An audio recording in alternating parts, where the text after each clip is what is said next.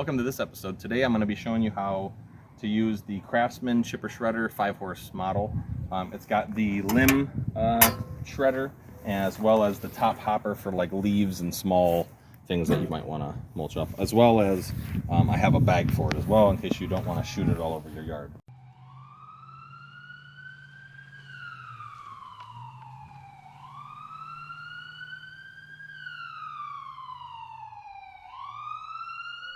Smash engineering.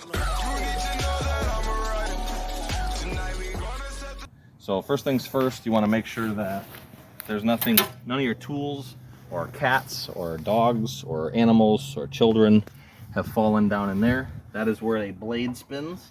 You can see down in there. I don't know, if you can see the blade spinning in there. Just kind of see it there. You want to make sure it's spinning freely and there's nothing jammed in there. It'd be real easy while this is sitting in your garage to walk by, knock something off a shelf, and a tool, screwdriver, wrench, cat, whatever, fall down in there. And if an animal does fall in there, this flap comes back. There's really no way for an animal to get out of there. And you don't want to be the one, you don't want to be the neighbor that's painted your lawn red with the neighborhood cat. So let's avoid that. That's the point of this video. Up top here, you want to, again, check for obstructions. Make sure nothing, while it's off, make sure nothing's down in here. Of course, just like this video, just like every video, do these things at your own risk. I'm just trying to show how I operate it. If you would like to do this as well, at your own risk, go ahead. Starting with the operation of it, you got your oil. This is on this model anyway, and most models are somewhat the same. Your oil fill is here, your oil check is also there. You can... This one's probably going to read a little bit high because I tipped it to get it out of the garage. Well, it's actually not bad. So this is your low line. This is your full line. You want it towards the top of that, towards the F. If it reads over full and you just tipped it to get it out of your garage, don't worry too much. Let it settle for a second. Recheck it. On the front here, we have the run and choke. I'll insert a quick clip here of a short video that I made explaining what the choke does without having to take all this off at the moment. Choke is up in the top here. If you look down in there, this is what, if you don't know what a choke does, it literally chokes off how much air is able to make it inside the carburetor. So the function of a choke, and I might actually just make this a whole nother short video, because a lot of people I don't think understand what a choke does. When you're first starting a cold engine, it takes much more fuel on a cold engine to get it going. So with this open, it acts almost like it's not there. When you choke it, when you turn the choke on, so this is off, when you turn the choke on, it closes that butterfly valve in there and only lets air go through. See if I can point it out. See this little hole here? So it narrows down the intake air by that much, but you're still getting the same amount of fuel as you would. So it makes it run really rich. That's why if you've ever had an engine where you left the choke on and it starts blowing smoke out of there and it starts to run funny and wants to die, it's because you left the choke on and it's getting way too much fuel for the air that it's getting. So once it starts running good or warms up, you usually turn the choke off. If you're having to run your lawnmower or anything, any engine on with the choke on partially, that means that's an indication that something's not right. Anyway, to start it up when it's cold, you'll put the choke on. You'll also want to put this up towards fast or high idle, one or the other. You won't want it on off. You won't want to run there. So we got that set. The next thing is you'll need fuel. Here's where you put your fuel at. If you have one of these and it's not running right, I have another video on what most likely is the problem. It's the fuel pump diaphragm, and I show how to change that. This is your pull rope. Again, you'll want to, before you start it, you'll want to pull it. A little bit of clunking is okay. There's free spinning blades in there that chop everything up, so that's okay. Everything's good there. You'll also want to check your wheels are sturdy. Give them a couple kicks. You don't want this falling over while it's running. Could spell disaster. There's a few kicks. All right. Another thing you'll want to check. This is your chute, I guess you could call it. You want to loosen this. Open this up, then you can check here for obstructions as well, tools, anything that shouldn't be here. These should be cleared.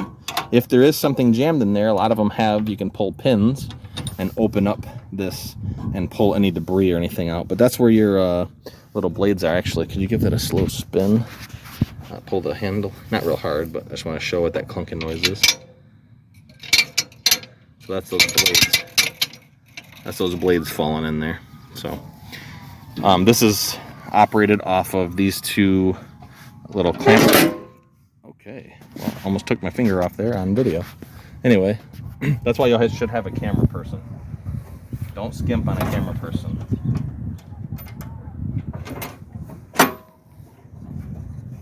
All the proceeds on this channel go right to my camera person, believe it or not.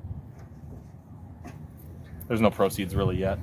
I'm hoping that if I make enough video, eventually there will be decent proceeds. The channel doesn't even pay for itself yet, but that's okay. That's not why I started the channel. I started the channel because I enjoy your feedback and helping you, and if you could take a second to go down and subscribe and like the video and maybe share it or leave us a comment, anything helps. I appreciate it all. Anyway, back to the video. One of the things I noticed when I was using this thing, it has a terrible rattle, like you would not believe. So a little cheat that I did on it, I had some old hose gaskets for like garden hose. I pulled this pin here off.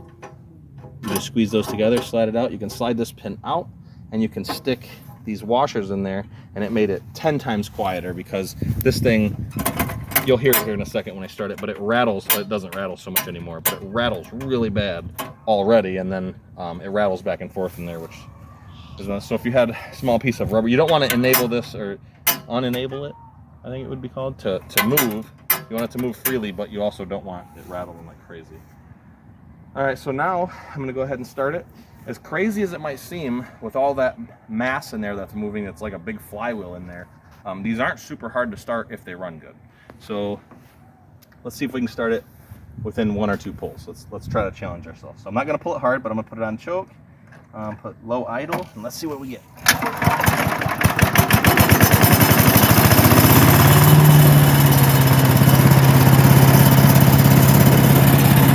That's how it works. I'll show a video of putting some stuff in there. I don't have any leads, unfortunately.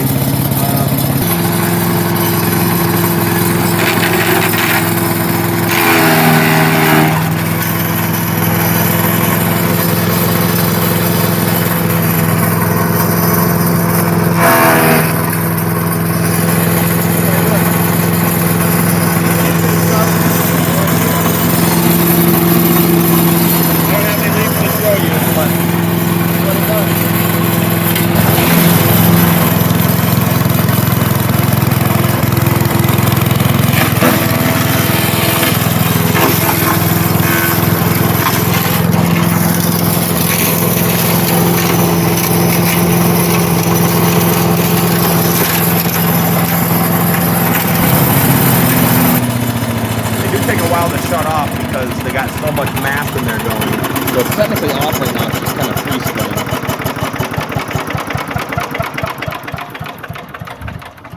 Yours can start that good. If you're watching this video and you're like, mine doesn't ever start that good. It's got the gas tank on the bottom right here. It's the identical setup. I'm always pulling it. I have to end up spraying starting fluid in it or something else. There's a reason for that. And the video I made about how to fix the how to make them run, the fuel pump diaphragm, will address that issue completely, just about. Dirty air cleaners are another issue, but for the most part, if you take this off and take your air cleaner out and run it for a few minutes, it's not the best thing for it, but if it's not kicking up a lot of dust, you can try it just for diagnostics. Take your air cleaner out. If it still won't run, it's time to check the diaphragm gasket. So that's gonna pretty much round out this video. I appreciate you watching, and we'll catch you on the next one. Welcome to this video on how I use a 5.5 horse Craftsman chipper shredder. It's kind of a mouthful. I'm redoing it.